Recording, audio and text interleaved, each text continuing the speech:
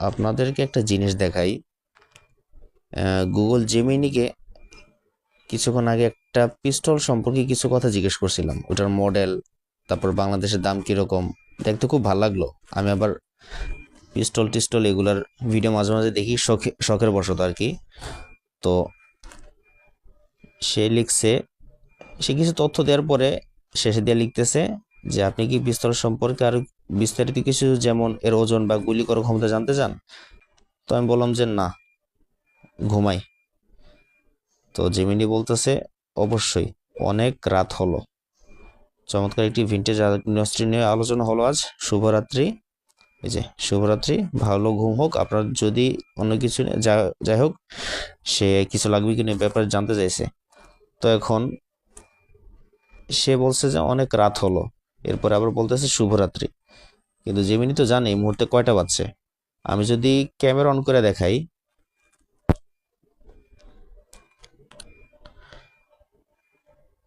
দেখেন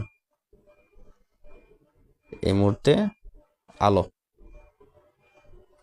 আর দেখা যাইতেছে এই মুহূর্তে 7:09 বাজে 36, 37, 38, 39 সেকেন্ড হইতেছে আর কি। তো বিষয়টা খুব অবাক করলো। এটা তো একটা গুরুতর ভুল, ঠিক না? জেমিনির বা এআই তো জানার কথা যে এই মুহূর্তে কয়টা বাজছে। আর হ্যাঁ, যে নিচে লেখাই আছে, Gemini is AI and can make mistakes. Yes Gemini, কথা ঠিক। তো জেমিনির এই ভুলটা খুব অবাক করলো। সেই সাথে এটাও প্রমাণ করলো যে এআই এর উপর 100% ভরসা করা ঠিক না, কিংবা কখনো কখনো এটা বিপজ্জনকও হইতে পারে। কারণ একটা এআই এর জানার কথা যে এই মুহূর্তে কয়টা বাজছে বা সময়টা কত, এটা সকাল না রাত, এটা দুপুর না বিকাল, অন্তত যে কোনো ব্যাপারে তথ্যের দিক থেকে এআই এর অ্যাকুরেসি আমাদের চেয়ে অনেক বেশি। তাই এআই থেকে কোনো কিছু জেনে সেটার উপরে সম্পূর্ণ বিশ্বাস করা বা সম্পূর্ণ ভরসা করাটা এটা মোটেও ঠিক হবে না। তাই এআই থেকে জেমিনি হোক, চ্যাটজিপিটি হোক, তারপর ডিপসিক হোক, ক্লডি এআই হোক, যে কোনো এআই থেকে কোনো বিষয় বা কোনো তথ্য জানার পরে সেটা